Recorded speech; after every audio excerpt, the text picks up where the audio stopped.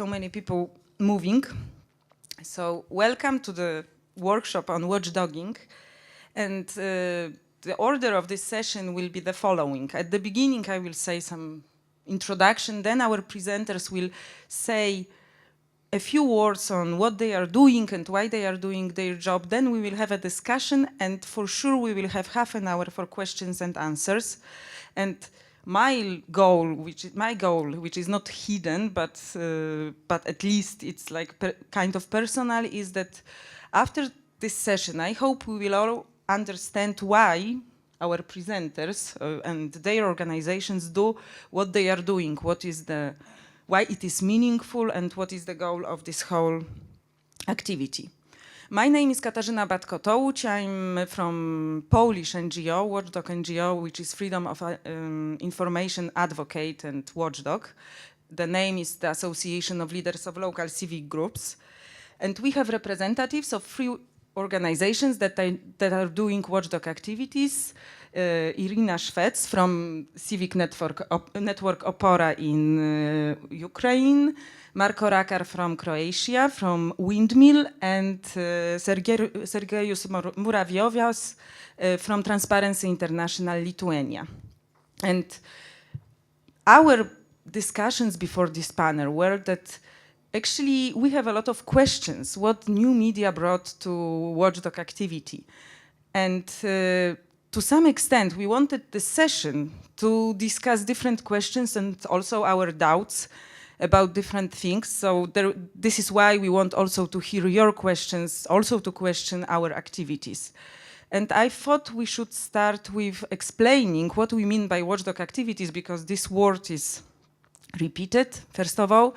Second, this can be a bit similar to some other civic activism that is also discussed in other rooms, and it is similar sometimes, and sometimes it has its own goal. So if I was asked to explain what is done by watchdogs, either these are watchdog groups, informal groups or organizations, or these are just activities of a single blogger, I would say that it usually concern the control of power. And then we have this question, what power is? So then I would say, well, power is politicians, power is administration, power is system sometimes, and even business.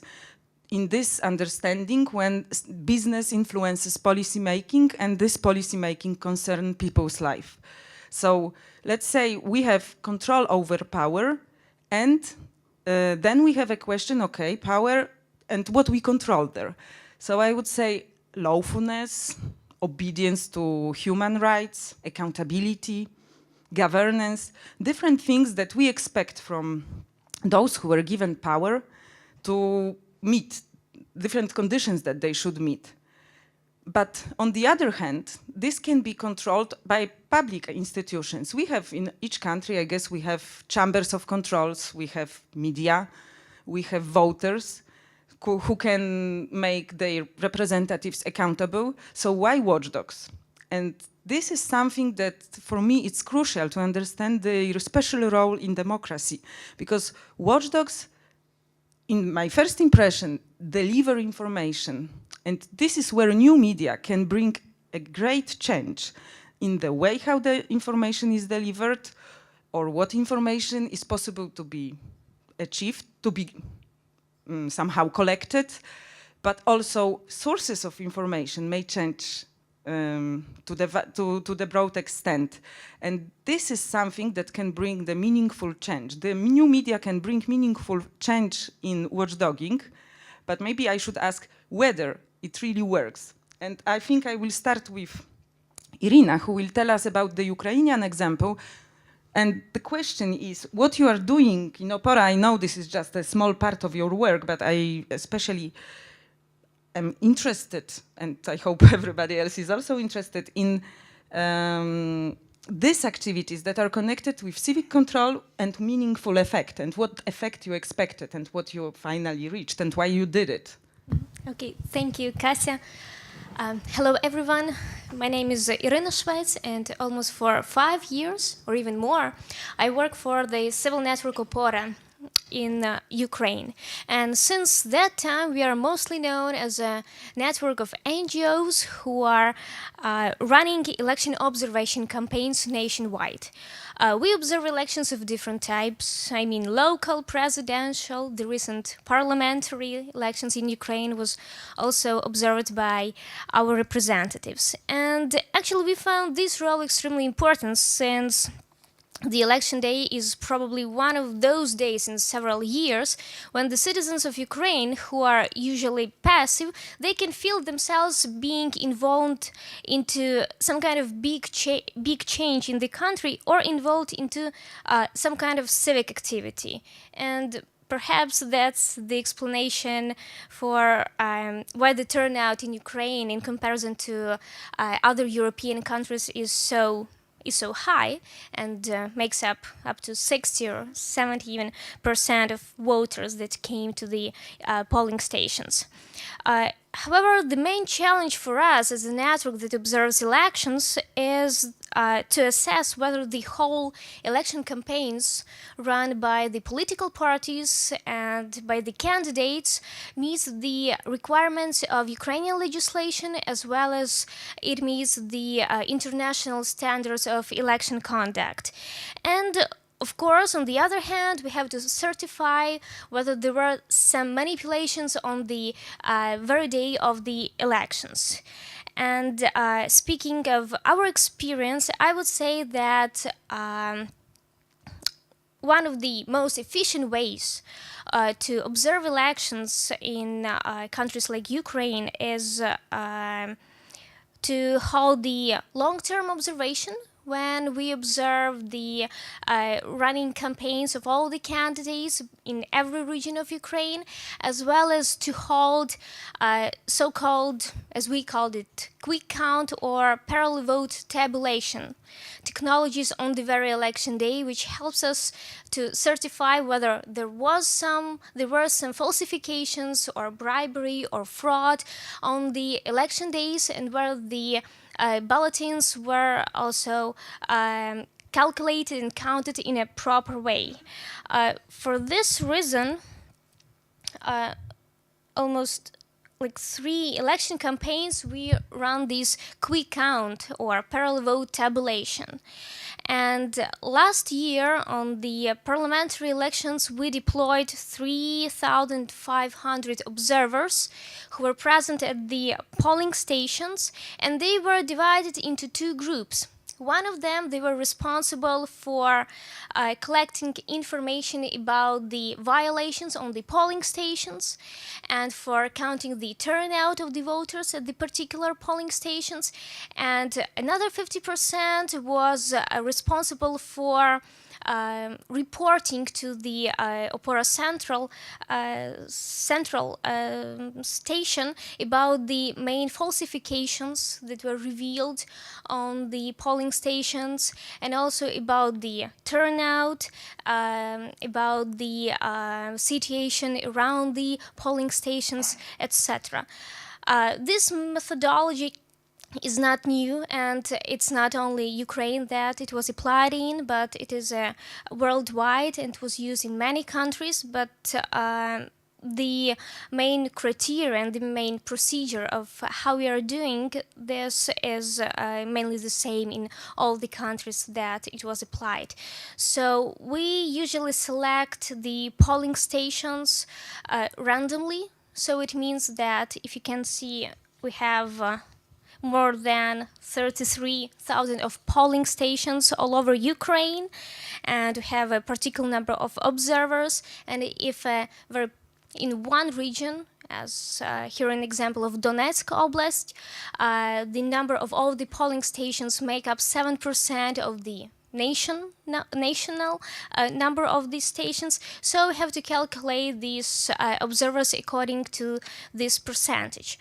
After that, out of these 7%, so these polling stations are randomly picked up. And if one of the stations is changed, then we have to calculate and pick up it all over again. So Yeah, as you may see, this is very significant, and it's a very big deal of work, of a preparatory work before starting and before deploying the observers to these polling stations. So on the election day, the observers during the day, they texted us coded messages and filled in a special reporting form. And once the whole bulletins are processed by the commissioners at the polling stations, they also had to text us the results of the elections at this particular polling stations. And it gives us an opportunity to get the national election results on the next day after the elections.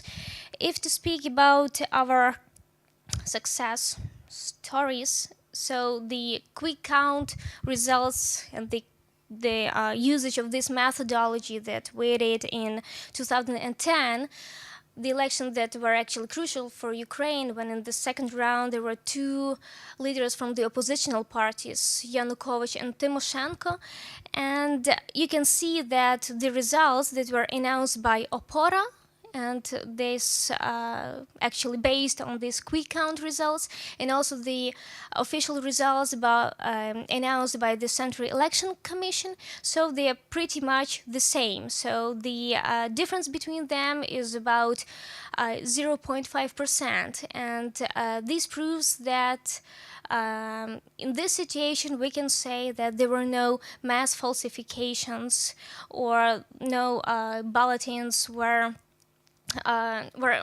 counted in the wrong way or something else happened at the polling stations. The news and the recent parliamentary elections also gives us the chance to see whether there were some falsifications at the polling stations, and the difference here was also within the margin of a statistical error. So again, we can state that the recent parliamentary elections, it really represents the will of Ukrainian people, and we can certify that no manipulations with the bulletins took place at the polling stations. We started this initiative in 2009, and that was really very huge amount of work, and we started to do it, and like we did for the second time, and now I can say that people really trust the results that were announced by us, and I would say that we are now much trusted by the society, by the international organizations, as well as other experts who are also dealing with the election observation campaigns. And quick count let us, it's a kind of litmus paper that we can use and say whether the elections were conducted in a proper way, in a democratic way, or whether there were still some falsifications taking place at the polling stations. Thank you. Perfect. 7 minutes. Exactly 7 minutes. Thank you, Irena. We will talk about additional results of such activity, so I'm not asking about that. It happened that actually all of the speakers will talk about elections, but of course watchdogs are not only elections. This is much broader issue, and it's mostly what happens between elections. But I will ask Marco, who has a very election-like example, to tell about his activity in Croatia. Okay, so the whole story started with this particular slide. And if you look at the numbers, you will see that in Croatia we have a little bit more voters than citizens living there. So everybody was laughing, and I said, well, we are going to join EU any day now, and it's going to actually happen on July 1st this year. And by the time we join, we should sync all our laws with laws of EU, including the laws of mathematics and physics. And I'm happy to report that we are on our way there. So it all started with this, and basically my thinking is that we need to have a fair and good government in the country, and you cannot have a fair and good government without fair elections, and you cannot have fair elections without proper voters list. So the key issue in this particular case is voters files. And I wrote a blog about it somewhere in 2009 and said, well, if I could get a copy of voters list for the whole country, I would be able to calculate where the election fraud is actually happening, because we have a surplus of voters. So the estimate number of voters which shouldn't be there is somewhere between 600,000 and 800,000 voters. So it's really huge number. So I would like to introduce about to village of Dusine. And village of Dusine is, so this collection of houses, top left is city of Vrgorac, and somewhere to the right side, somewhere between the trees, there is a very tiny village of Dusine. And it's so small that you cannot actually see it on the map. But we took the voters files, and you actually can put a name of your village or your street or your city, and it will show you top 100 addresses in that particular area with number of voters there. So we have seen that at address Dusina 0, we have 404 voters living there. And if we go back to the map, there's obviously no skyscrapers in Dusine. So it was a huge thing for Croatia. So basically, after this website showed up, we found hundreds of places all over Croatia where this kind of manipulation with voters list is happening. And I wouldn't say that this fixed the problem, and I will talk about the consequences a little bit later, but this was the last drop that started the flood. So nobody ever questioned again if the voter fraud is happening or not. The other thing that happened in 2010 was this website.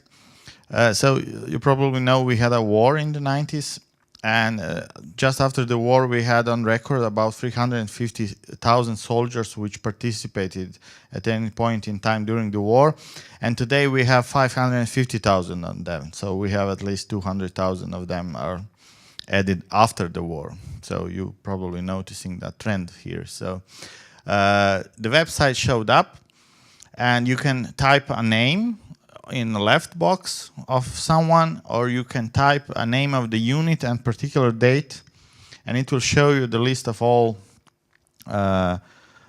soldiers in that particular unit on a particular date. So these two websites are quite similar, and I'll explain you why is that important a little bit later again. But this is what happens. You type a name, so Tomislav Ivic, that's quite common name in Croatia, and you have plenty of those in the army. And the top one is really interesting because when you add his war record, you will find approximately 292 days which nobody can remember seeing him in the army. And a particular problem with that Tomislav Ivic is because he was a Minister of War Veterans during the last couple of years, so he's not longer in politics for obvious reasons. The first thing we did that a little bit more than a year ago. So this is a website which is designed to publish all the public tenders which are happening in Croatia. So in Croatia we have approximately 4,500 different government or locally owned entities which have to publish public tenders. And this particular website is designed in a way that you cannot learn a thing. I mean, they have really did some serious work to hide information. So the information is available only for the past 60 days. Information is available on subscription only. It's not sorted in any way, and it's published in a, let's say, Facebook kind of news stream way, and all events related to the public tender are published in the same data stream. So you don't have a place where you can check just about anything. And of course, the name of the entity ordering or buying something is on a completely separate page from a page where you have a name of the company which actually won the contract. And so what we did, we created a website which actually, we have, let's say, we have found a government-owned server which was poorly guarded, and we downloaded 150,000 different public tender contracts for the whole of Croatia for a period of 2 years. So the rough value of contracts was like 12 billion euros in total. We have scraped it down, cleaned the data up, made everything searchable and indexed, and suddenly you were able to see how much money, for example, Ministry of Interior spent in particular year on which items, or you can find companies which actually won the award, won the contract. So in this particular case, you have a company called Phoenix. So we have a number of contracts, which is 31. They made approximately, let's say, 10 million euros with the government. And what we did to make things a little bit sweeter, we added up financial information about that company. So suddenly you were able to search for a company's, let's say, show me all the companies which work with the government, which and they make with the government more than 90% of their turnover and report profits larger than particular percentage. Or you can say, show me all companies which made more than 5 million euros with the government and employ less than 2 people. And you'll be surprised how many companies there are with less than 2 people working huge contracts with the government. We have found horse farm, getting a job for laying the power cables.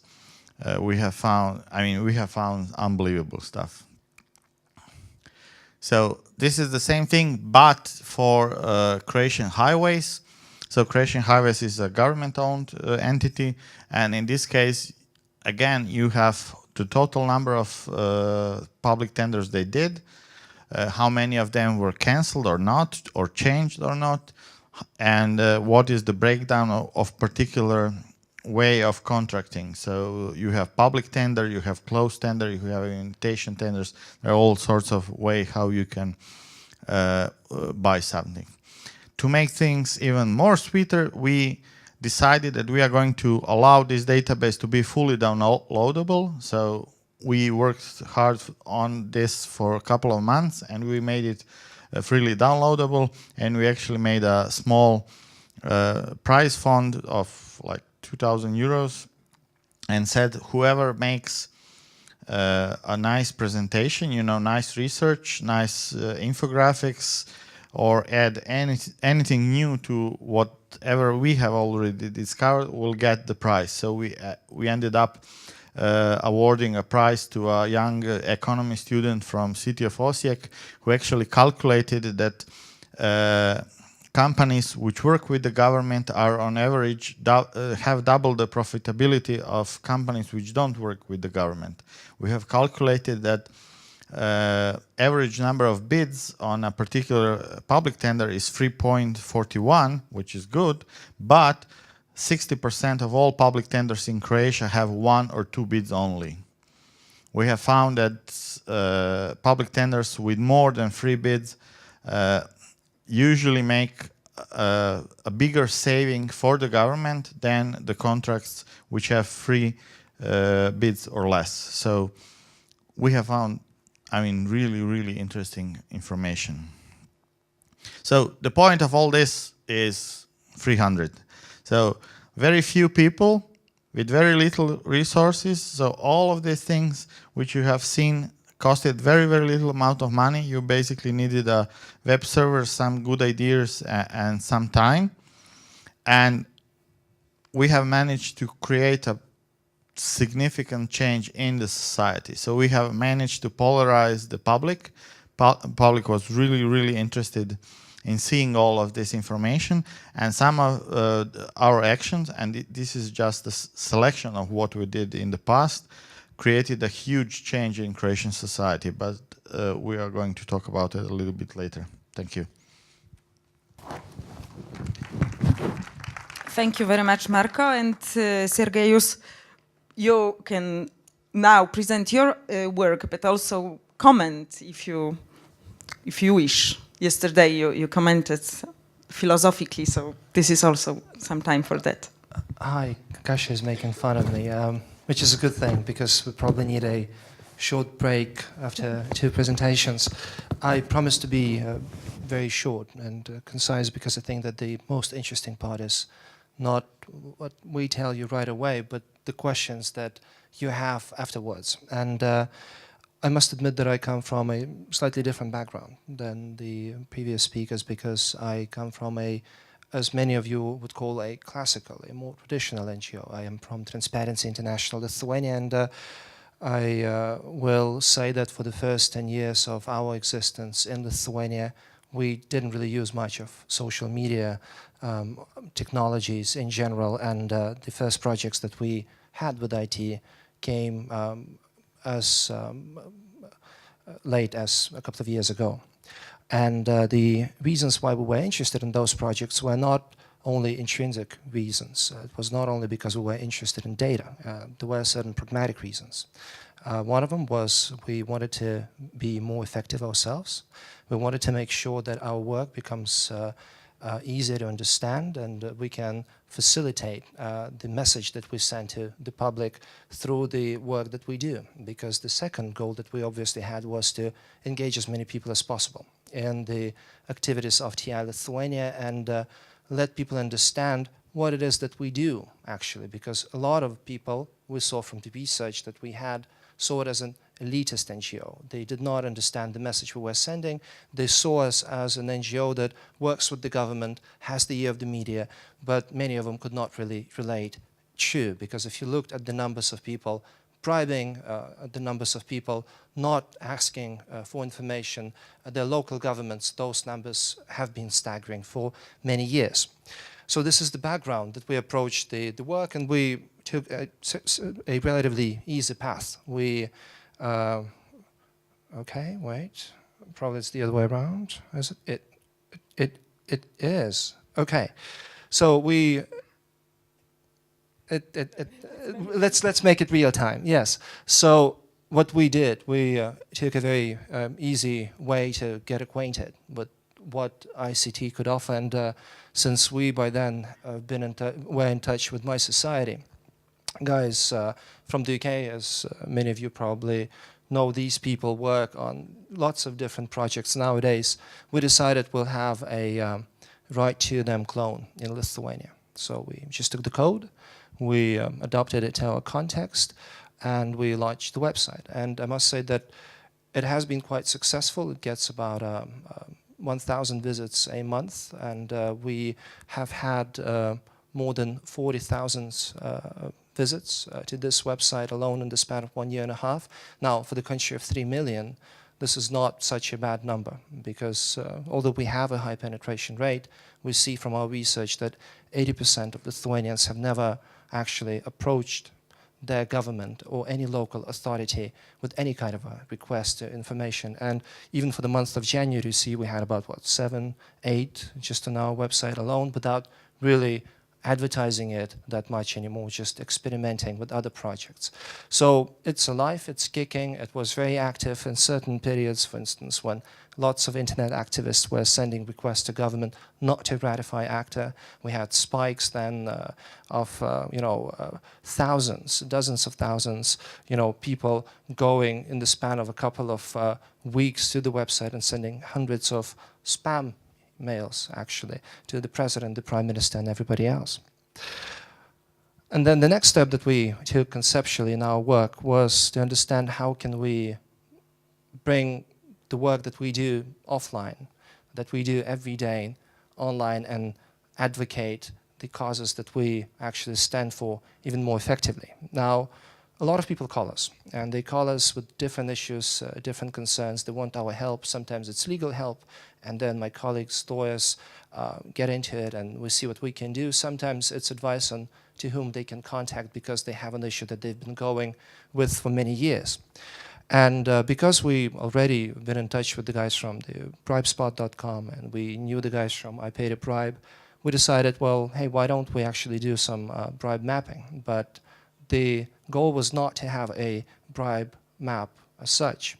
The goal was to actually make the legal service that we offer to people more appealing on the one hand, make it more understandable so that people would not simply call us on the phone, but would be able to go on the web, see what we do, understand what they can do themselves, get some answers to the questions that they would ask initially, and then if they decide, get in touch with us anonymously or publicly, or if they see that they would like to speak out about a certain issue, publish it on the web.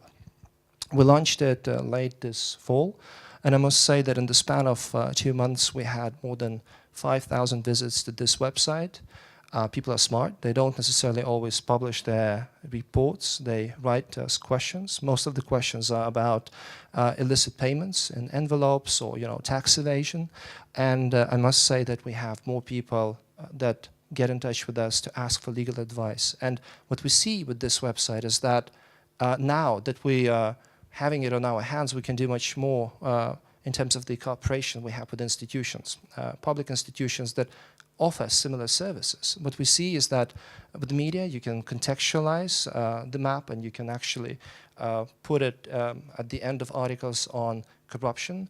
We see that, for instance, people in journalism are interested in something like that, and we'll be launching it's not a widget, it's more of a sort of link to the website with one of the largest media outlets in Lithuania soon. We also see that institutions that have hotlines are interested in visualizing reports that they receive otherwise, because more and more institutions are understanding about the role of public relations in their work, and they're not afraid to show that they get reports, and sometimes those internal reports, and they're prepared to give you mashed up data that does not disclose any private information but still shows tendencies that they have at their institutions. And then of course TI would become more of an intermediary than the final destination of such reports, which is just as fine as well, because the bottom line is that a lot of reports that we get, you can help people, but you can't really bring them out publicly because media is full of such reports every day. And with this website, we see people find a venue to report about certain institutions, tell small stories in an easier manner. And then if you see that the issue is big enough, you as an organization can also help them and pick it up. Now, the final thing, and that's something which I see as the biggest success we've had so far, is a MPO website we launched this fall as well in the during the political elections we had, parliamentary elections we had in 2012, and that's the manoseimas.lt website, myparliament.lt website, which basically scraped the information from the Parliament's website on the votes by different political parties had in the span of the last 4 years, and basically brought forward the concept of political accountability in the wake of the new election campaign. Because, as many of you have pointed out, the public often has a very selective memory, and we often don't remember what politicians have promised, and at the same time we often don't check whether politicians actually do what they say and say what they mean. And what our website allowed us to do is to show the voting records and track records of all parliamentarian parties over the span of 4 years on 10 normative important issues that we've selected with the help of different experts in academia, the private sector, and the public sector. And what we had in the span of essentially 6 weeks is the 25,000 visits, unique visits to this website alone. It was featured on the largest media outlet in Lithuania. We were approached by different stakeholders, different partners of ours, to advertise it for free. It was a lot of hoopla around it, I would say, with the amount of money and resources we had to develop it, because it cost us less than, well, it cost us about 3,000 euros in total to develop it. And the money we fundraised from individuals, actually, through online donations by different people.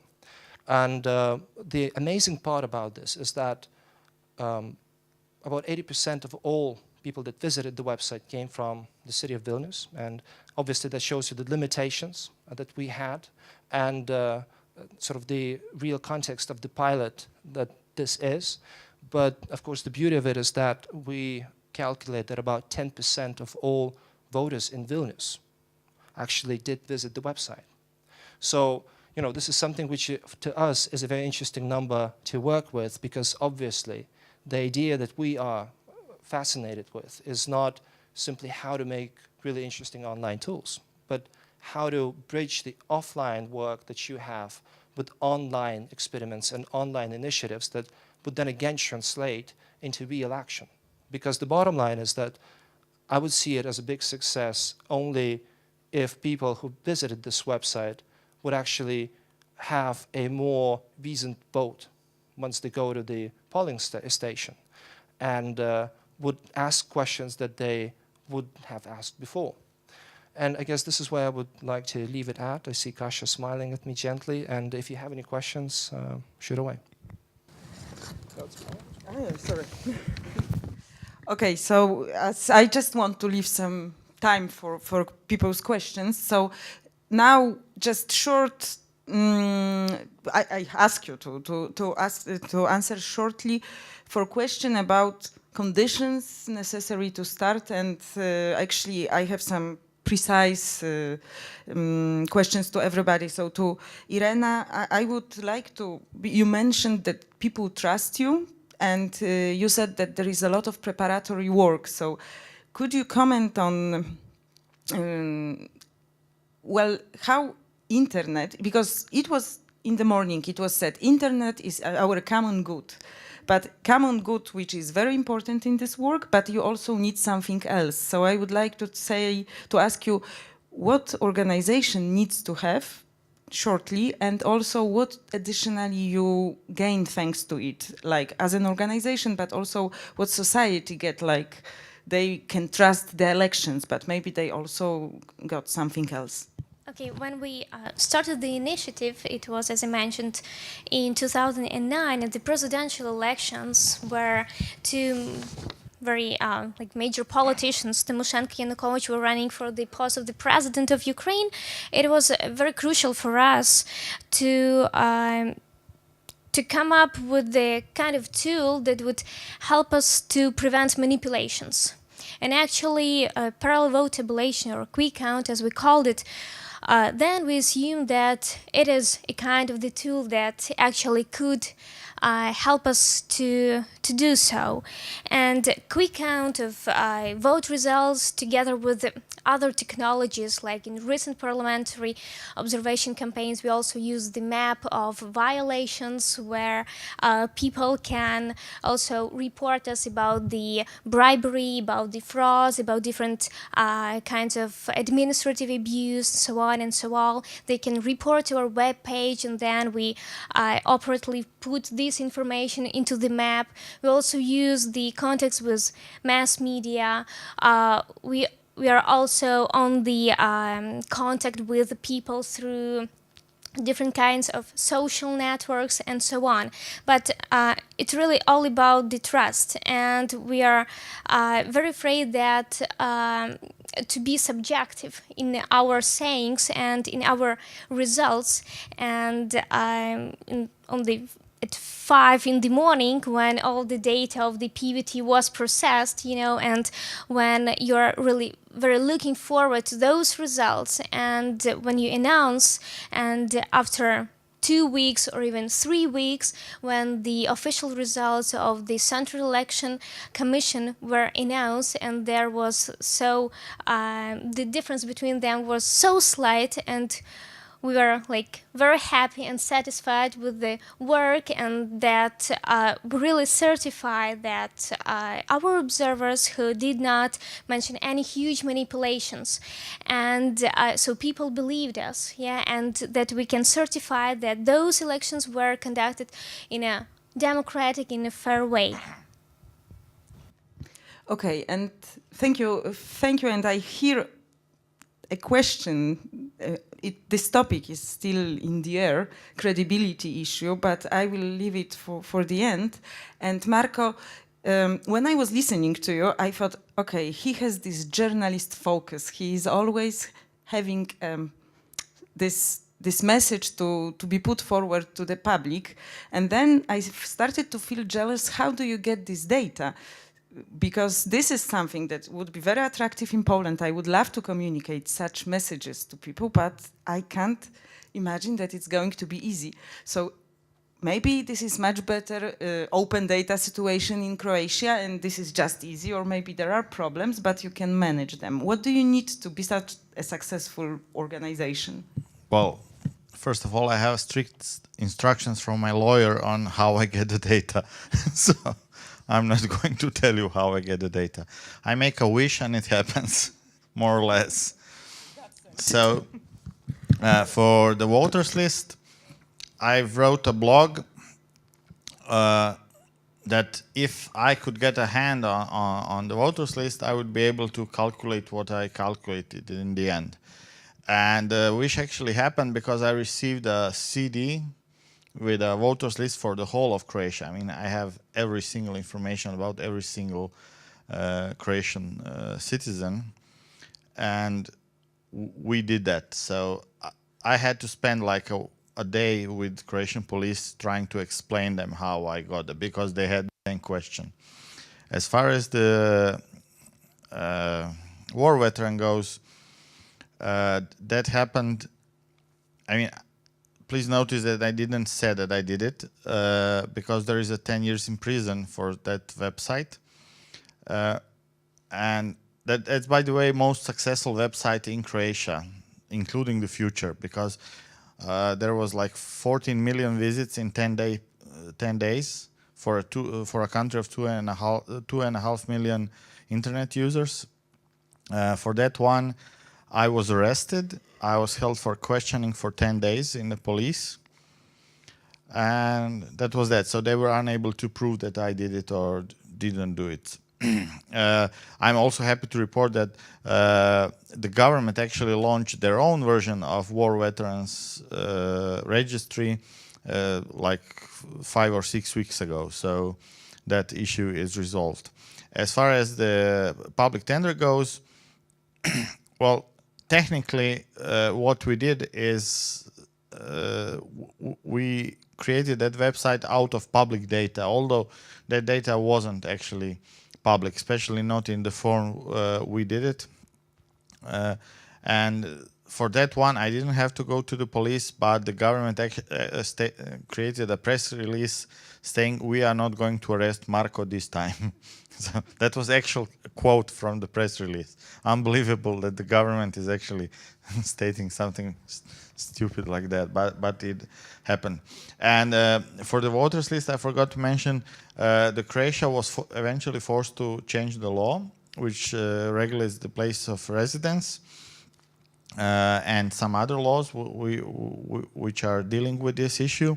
According to the news reports, we have cleaned up about 300 to 350,000 non-existent voters from our lists, and there is like 400,000 left to be cleaned up. So what I wanted to say is that the pressure these websites created have in the end resulted in a meaningful change, both in election cycle, war veterans area, which is highly sensitive and polarized issue for Croatia, because government spends about 1 billion euros a year for benefits, and just about everyone knows someone who wasn't participating in the war and he's getting some benefits. And for the public procurement, well, we don't know the results yet, but public prosecutors told me at one point, well, we don't like you because we have to employ 40 more lawyers in our office because of you, and that's it. So in time of crisis, you made such a change. Come on. I added up to public employment. You must. You prepare employment for yourself. And Sergejus, I heard in your presentation, and actually in eras, I heard very much this traditional watchdog way of thinking, a lot of talking about credibility, tradition of the organization, goals to which the technology should suit. So my question is, because the last two examples, one is about corruption, and before we had the session that took place in this place before was also on reporting corruption, but then in this case the web developer was more attached to the anonymity than to credibility, while I guess knowing the rules of watchdog organizations, credibility is important for you. So it would be very interesting for me what you need to encourage citizens to be engaged if they cannot be anonymous, or maybe they can. And then the second question is, you said also that people support you for the last website, that they donate. So how do you do that, that they feel that you have such high credibility that they should support you? How do you communicate that? Thanks, Commissioner. Okay, just to make it conceptually easier, the first question about, how do you let people report, for instance? We address that issue very simply. You don't need to report publicly if you don't like that, of course. There are ways how you can report anonymously. You can ask questions as well anonymously and publicly. But at the same time, with a reporting website like Skaidrumo Linija or the bribe mapping website in English that we have, the question, of course, is what do you create? Do you create a website that allows you to see where potential risk areas are, because people can report on potential corruption and potential bureaucracy, things that pose questions to them? Or do you create a website that can be used for smear campaigns? And how do you protect not yourself, because you as an organization legally would probably be able to defend yourself in court, but people who report such accidents and decide to, say, go after a particular public servant, politician, or an institution. So we've been always very clear and meticulous that people should take care and think twice when they decide to go out and report publicly on something which they would not be able to prove. And we really take a lot of time just to make sure that people that report are protected, because we don't really have a whistleblowers protection law in Lithuania. The government would argue we do, but actually if you look at the cases we've had, the facts state otherwise. The internal hotlines don't really work. And this actually brought us into a very different domain, because I would not claim I have all the answers. As a matter of fact, we're also experimenting and we're learning, because to me this whole concept of a classical NGO or classical watchdog, I don't quite frankly understand it. To me, an NGO or an organization is either relevant or not. And it would be silly to think that any organization in this age can be relevant without the use of internet. The question then is, and that's the answer to your second question, or the answer that I could give is, what do you do? What I see around is that TI in Lithuania and TI in some other countries where chapters been involved with ICT is increasingly seen, I dare say, as a platform for open data activists, for hacktivists, people that are interested in this kind of work for one simple reason. It is true that more likely than not we can provide people with a sustainable platform for their own experiments. And when somebody who is very motivated intrinsically and has some time at his or her, say, schedule, wants to spend, that time on a particular project, the question is what happens with that project once that person is not really interested in it anymore, or doesn't have a lot of time? Does it stay out there and is not used, or would that person like the project to be sort of sustained, developed, nurtured, and become something better? And we've had that, for instance, with the Right to Them clone, the first project that I showed. People started on the project on their own, then came to us and said, well, hey, look, let's do it together. It looks like some other initiatives might end up the same way. And it's not that you look for that actively, but once you are there, and the picture that I had on the screen, the last one, and didn't manage to show to you guys, is you organize events. You organize events for developers, for startups, for people that are interested in the whole concept, because you see that, well, you can do it, you have the resources. Sometimes it's just a spare room that people don't have, and people show up and do things. Thank you very much, and I think now we will stop. I will stop asking questions, and this is your time. And can I ask for the lights? And okay, I see this hand, but I don't know who has a microphone in this room. It's there. Thank you. I'm Balázs Dinesh with the European Civil Liberties Project of the Open Society Foundation, and thank you very much for the inspiring and informative session. I'm particularly impressed by Marco's project. It's really amazing what you are doing. There is a similar project related to public procurement in Hungary. It's in the pipeline, and one thing what it does, and I don't know if you are doing this. This is the first question.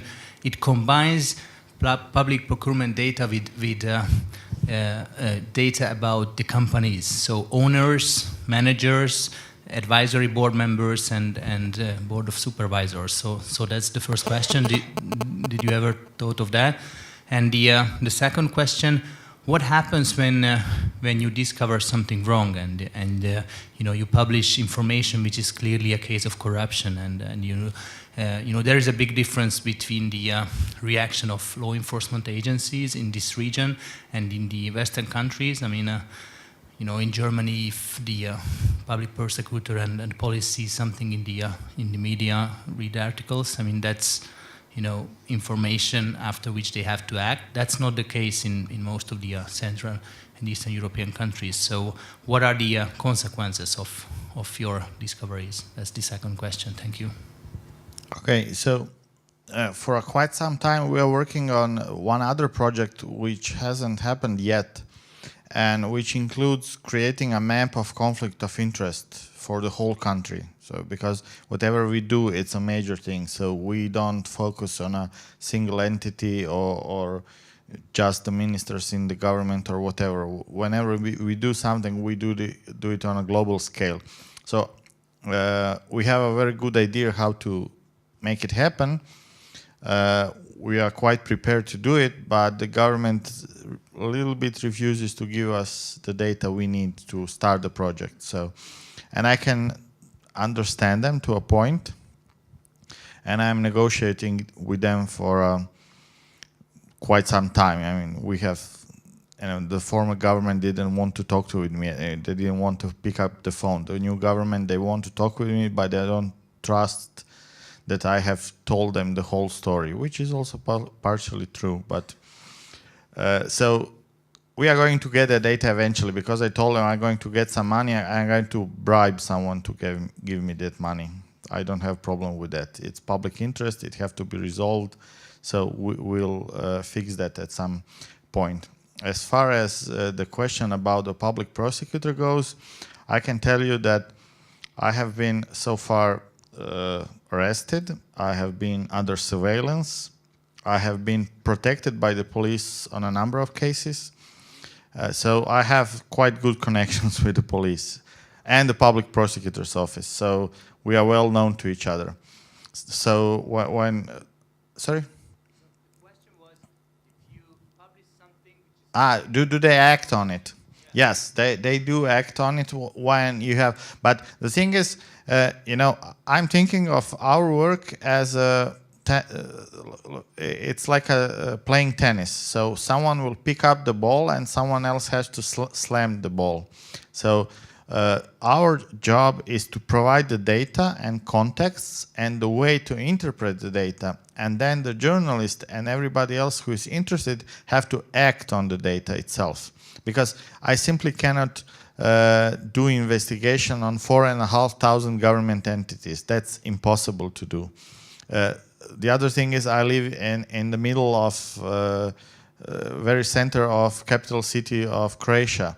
So I really cannot know or understand the context of what is happening in a remote city of, I don't know, Gospic or Osijek or somewhere else. So someone else from the local community have to use local data, because we have provided the local data as well, and find what is irregular in the data, and then they have to act upon it. If you look at the newspapers in Croatia, you will see, especially for war veterans, that you every couple of weeks you will see, well, the court in the city of, I don't know, said that that particular person has to return all the benefits he collected in the last 10, 15 years. So things are moving slowly, but they are moving. Okay. Any other questions?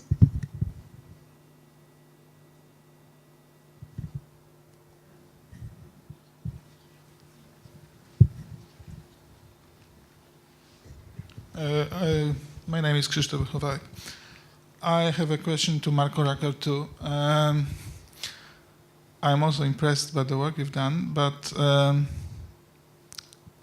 my question is about the law in Croatia, because Croatia will become European Union member this year, so it means that it had to adopt all the laws.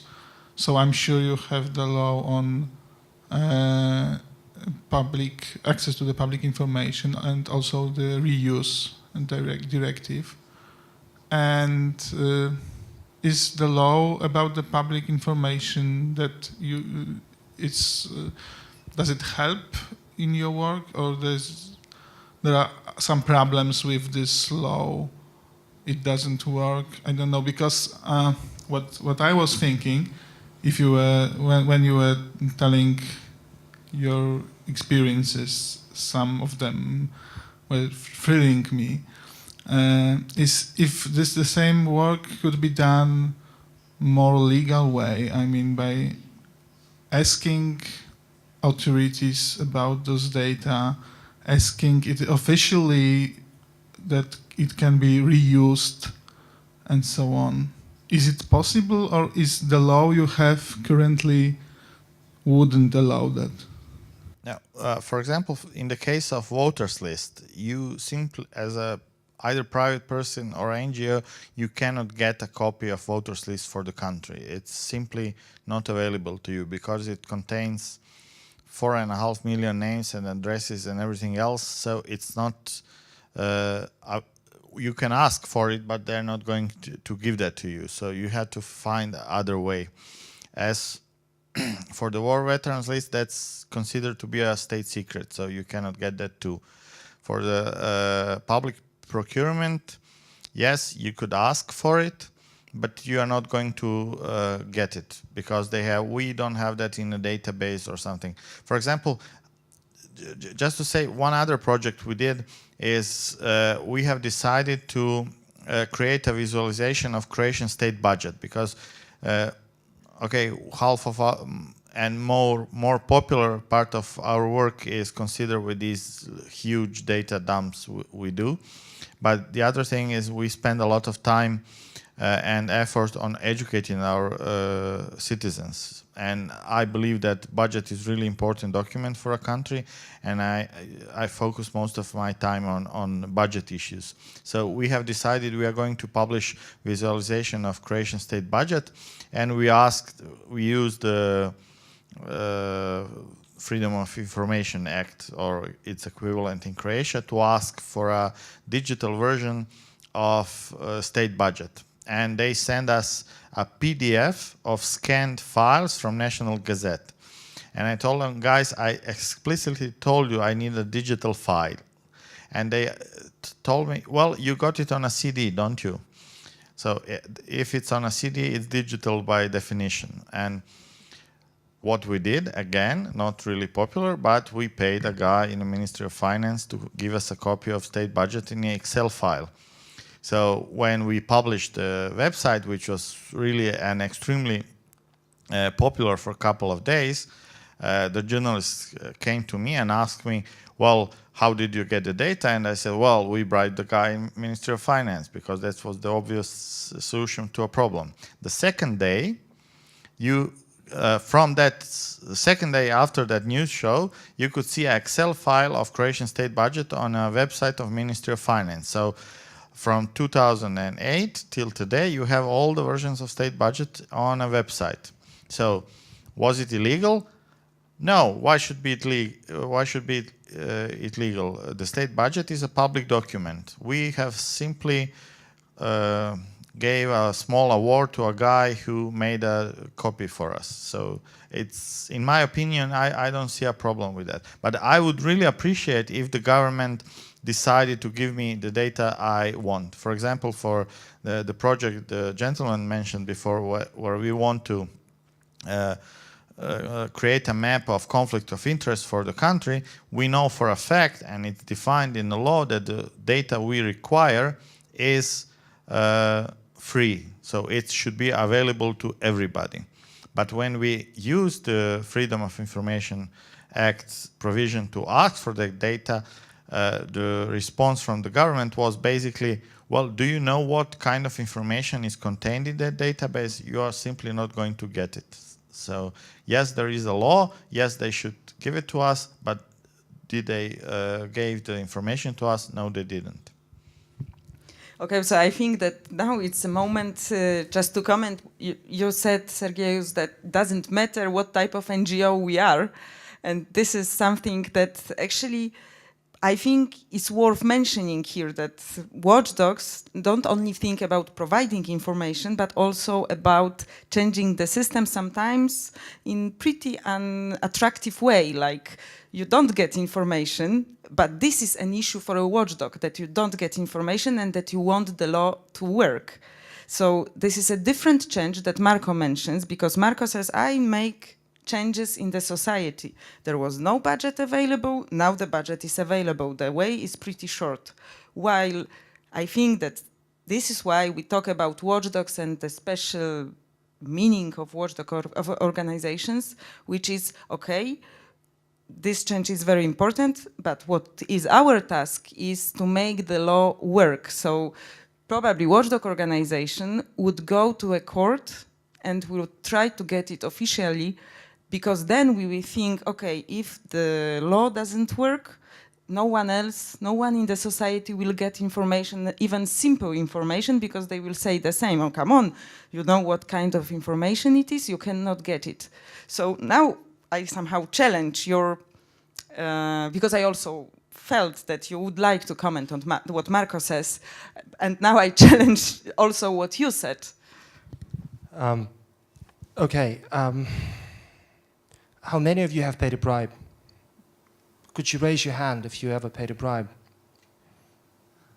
Okay, so just one person. We're very elitist in this room. You know, it should be at least... Come again? Two. Okay, so you have as well. No, I Oh, there's... Okay. Well, then obviously you would raise your hand as well. Okay. Now, do you think that... Do you think that paying do you think that getting information in an illegal way for the public interest is okay?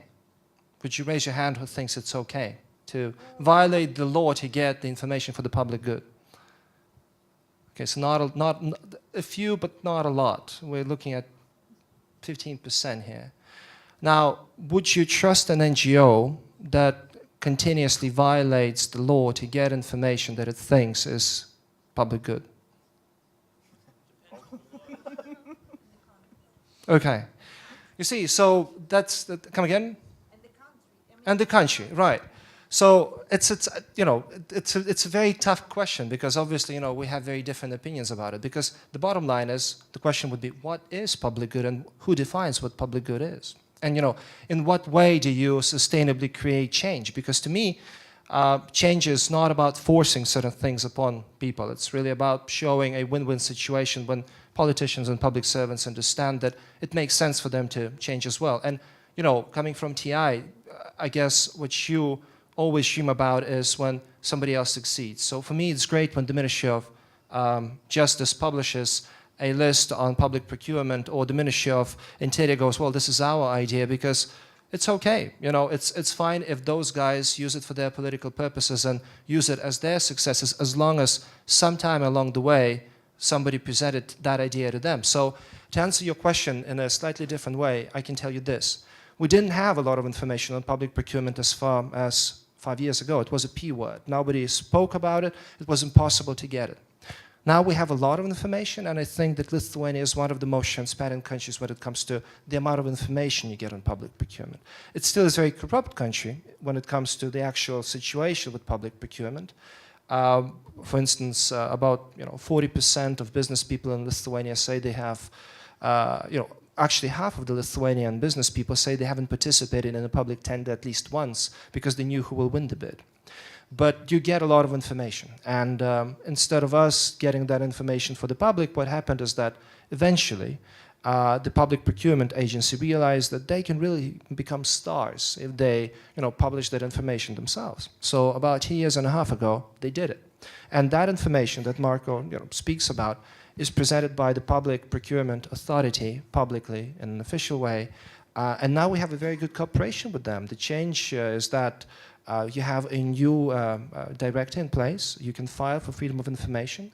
If 4 years ago it would be impossible to get that information, now you get that information. And what we work, for instance, on is undisclosed bids. So we file for information continuously, and we did that with ministries, we did it with municipalities, now we'll be doing this with municipal companies. And what you see is that that information becomes a part of the sort of urban myth within ministries and political elite very quickly. Within a couple of days, the Prime Minister would be using that information because you get journalists to talk about it, and they would be making promises to cut down on the rates. And if you look at it, the rates actually change. I can give you an example. We published our public procurement list with undisclosed bids for ministries in 2010 that showed that 23% of all funds spent on public procurement by ministries in Lithuania went through undisclosed bids.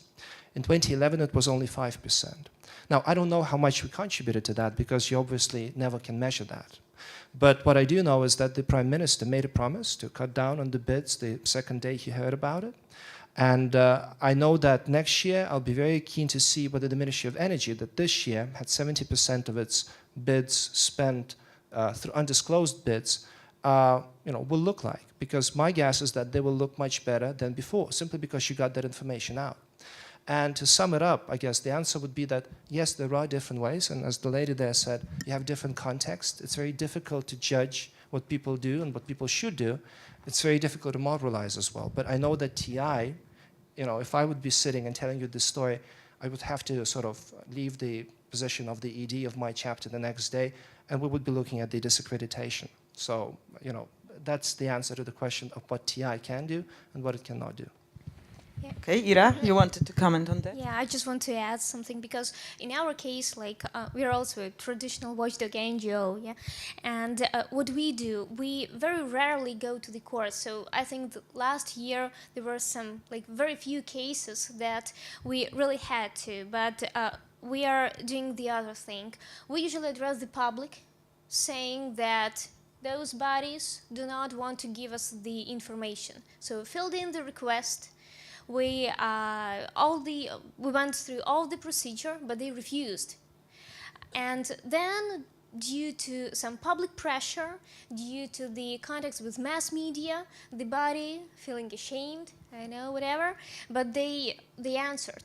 And it was several times that they did not at first, but after some public pressure, when we addressed the public, the mass media, after a few days, we got the answers. So perhaps, Marco, you can use your, image as I understood you're a famous person in your country. So perhaps, using the image of, the guy who's data seeking and so on, and addressing the public. So maybe it could help you.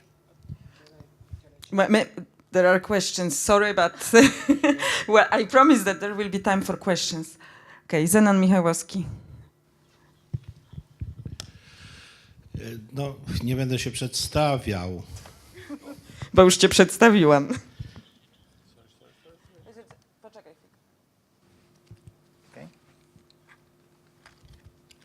Wymiana poglądów między panelistami skłoniła mnie do przypomnienia niedawnej informacji, którą udzieliła Konfederacja Szwajcarska tutaj wszystkim zgromadzonym w sprawie swoich funduszy. Otóż Konfederacja Szwajcarska uważa, i taki stosowny dokument raczyła nam przesłać, że nie wolno funduszy szwajcarskich, popularnie tak nazywanych, tak zwanych funduszy szwajcarskich, używać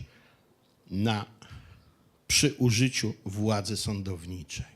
To oznacza, że Konfederacja Szwajcarska uważa, że klasyczny podział władzy wywodzący się od Monteskiusza i będący ostoją cywilizacji europejskiej w jednym fragmencie takim nie powinien być. Czy to oznacza, że Konfederacja Szwajcarska chce przeprowadzić rewolucję kopernikańską w dziedzinie ustroju państw demokratycznych i skasować władzę sądowniczą? Dlaczego taki długi wstęp? No bo tutaj paneliści mówili, przy pomocy jakich to środków osiągnąć wiarygodność oraz chronić na przykład prawo do informacji czy dostęp do informacji wtedy, gdy władza wykonawcza, mimo że prawo jest, to tego prawa nie stosuje. No, w dostępnym mi rozumieniu cywilizacji europejskiej należy wtedy iść do sądu. Konfederacja Szwajcarska tak najwyraźniej w tym przypadku nie uważa, jako darczyńca, gdyż bardzo wyraźny zakaz sformułowała w swoich założeniach funduszy szwajcarskich. Podobnie uważa Królestwo Norwegii, aczkolwiek nie wiadomo tego. No, powiedziało, że się zastanowi. Również środki europejskie też nie bardzo pozwalają na wykorzystywanie władzy sądowniczej wówczas, gdy władza wykonawcza nie wykonuje prawa. No w tejże sytuacji, wiedząc, że żyję w Europie, za jakiś czas przestanę żyć, to muszę się z szacunkiem odnieść do sposobu postępowania z władzą wykonawczą, który zaprezentował Marko. Gdyż, no, jakaż jest alternatywa? No, mogę powiedzieć, że być może Konfederacja Szwajcarska uważa, że innym efektywnym sposobem postępowania w sytuacji, gdy władza wykonawcza nie wykonuje istniejącego prawa, jest zwrócenie się do jakichś metod terroru. Nie wiem, być może w Konfederacji Szwajcarskiej istnieje zorganizowana grupa agentów wpływu, którzy chcą zniszczyć cywilizację europejską w ten sposób, żeby stymulować nie procesy cywilizowane rozwiązywania sporów w sądownictwie, czyli tak jak przyjęto to w cywilizacji europejskiej, a na przykład tworzyć organizacje terrorystyczne i używać innych charakterystycznych dla tych organizacji środków rozwiązywania sporów społecznych. Ja mówię o tym publicznie, dlatego żeby temu międzynarodowemu gremium przekazać, że ktoś w Konfederacji Szwajcarskiej potrafił tak sformułować cele wydatkowania środków oraz, co więcej, publicznie w dokumencie przyznać, że to zrobił. I ten dowód sądzę, że tutaj dostępny w naszej organizacji możemy publicznie w Europie rozpowszechnić. A co z tym zrobi Konfederacja Szwajcarska? No to już jej problem. Okay, I think that actually you have to treat it as additional speech and on some kind of that added more hesitance to some of the confirmed views that I held so far, because this discussion was pretty unexpected to me, as the internal discussion within the circles of watchdog organizations or freedom of information advocates or watchdogs is just the opposite, that what we started to discuss here, which I think is an important, I don't know, indicative indicator of kind of crisis of trust to the law, which is also a challenge for watchdog organizations. But I also agree with Sergejus that it takes longer. It's just the fact that the real changes happen later on, but maybe they are more in depth, and this is what I hope for. We should finish now, and there is only 15 minutes break, so I have to ask you to discuss in the corridor. Just if maybe one announcement that if someone wants to go to the demonstration at front of the Azerbaijan embassy, let's meet 6:30 in front of the cinema, and then we will try to organize some walk or some going by bus. And thank you very much. This was really interesting, somehow depressive, but I hope I will recover.